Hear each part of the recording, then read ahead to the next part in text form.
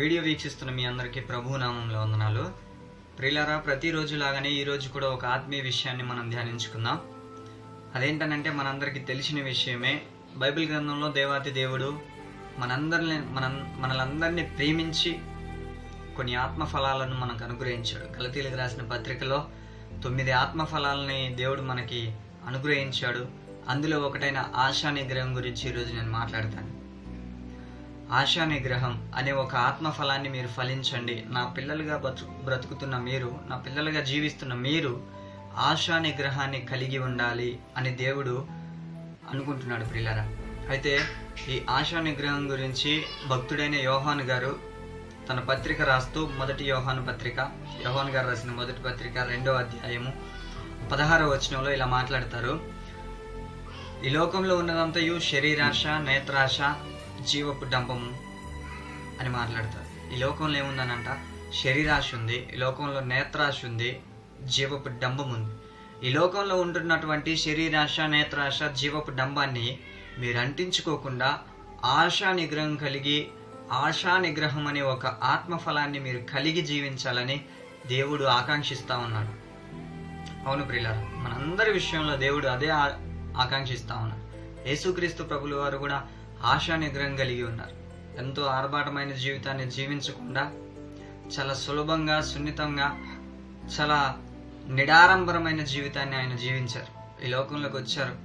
ఆయనే అంటారు, పక్షులకు గూళ్ళు, ఆకాశ పక్షులకు, నక్కలకు బొరియలున్నాయి, ఆకాశ పక్షులకు నివాస స్థలములున్నాయి, కానీ మనుష్య కుమారుడు తలవాల్చుకున్నటకు స్థలము లేదని అంటాడు. ఎటువంటి స్థలము లేకుండా, కనీస వస్త్రములు లేకుండా ఆయన నిడారంబరమైన జీవితాన్ని జీవించారు. ఎటువంటి ఆశ ఆయనకి లేదు ప్రియులారా. ఆయనను వెంబడిస్తున్న మనం కూడా ఆశా నిగ్రహం కలిగి ఉండాలి. ఆయన ఎలాగైతే జీవించి మనకి మాదిరి చూపించారో ఆ మాదిరికరమైన జీవితంలో మనం నడవాలని అంటే యేసుక్రీస్తు వారి వైపు చూస్తూ మన జీవితాన్ని మనం కొనసాగించాలి.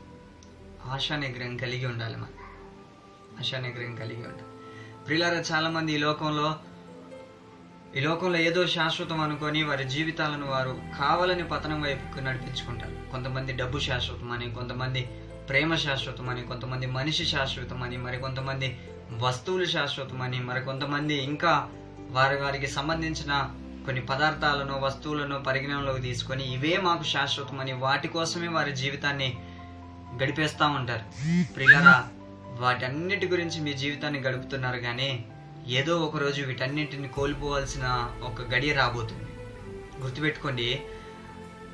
యోహాను గారు అంటారు, తను రాసిన పత్రిక, యోహాను గారు రాసిన మొదటి పత్రిక 2వ అధ్యాయం 17వ వచనంలో ఆయన అంటారు, ఈ లోకపు ఆశ గతించిపోబోచున్నది అని అంటారు. ఈ లోకపు నటన గతించిపోతుందంట. ఏదో ఒక రోజు ఈ లోకంలో ఉన్న ప్రతి వస్తువు ప్రియులారా, ప్రతి విధమైన వస్తువు గతించిపోతుంది. ఈ లోకమే గతించిపోతుంది. ఈ లోకపు ఆశ గతించిపోబోచున్నది. ఈ లోకపు నటన గతించిపోతుంది. ఈ లోకంలో ఉన్న మనం కూడా శాశ్వతం కాదు. ఏవైతే వస్తువులు, డబ్బు, మనిషి, ఆస్తి, అంతస్తు, ఐశ్వర్యం శాశ్వతమని వాటి వెంబడి మీరు పరిగెడుతున్నారో ఏదో ఒకనాడు ఇవన్నీ నేలరాలిపోతాయి, అన్నీ కుప్పగూలిపోతాయి ప్రియులు. ఏది నీ వెంట రాదు, ఏది మన వెంట రాదు, కానీ మనం మాత్రం మట్టిలో కలిసిపోయే ఈ వస్తువుల కోసం, వీటి కోసమే మన జీవితాన్ని మనం ముందుకు కొనసాగిస్తూ ఉంటాం. అలాంటి జీవితం మనం కలిగి ఉండకూడదు ప్రియులారా. ఏది శాశ్వతం కాదు. అమ్నోను, దేవుడు ఒక పక్క చెప్తూనే ఉన్నాడు, మీరు ఆశా నిగ్రహం కలిగి ఉండాలని. అమ్నోను నేత్రాశ కలిగి తన చెల్లి అయిన తామారును మోహించి తర్వాత శరీరాశ తీర్చుకోవాలని ప్రయత్నించాడు. నేత్రాశ కలిగించుకున్నాడు, తర్వాత శరీరాశను కూడా కలిగించుకున్నాడు. చివరికి మరణం అయిపోయాడు. ఏం సాధించాడు? తనకు వచ్చిన నేత్రాశ వలన, శరీరాశ వలన ఏమైనా సాధించగలిగాడా అని అంటే తన ప్రాణాన్ని కోల్పోయాడు. ఏం సాధించలేకపోయాడు. ఏం సాధించలేం ప్రియులారా, ఏం సాధించలేం. దేవుడు అదే చెప్తున్నాడు, ఏదో ఒక రోజు ఈ లోకం గతించిపోతుంది గనక, ఏదో ఒక రోజు ఈ కట్టె కాలిపోవలసి ఉంది గనక, ఏదో ఒక రోజు ఈ మట్టిలో కలిసిపోవలసి ఉంది గనక వీటన్నింటి మీద మీరు మనసు ఉంచకండి.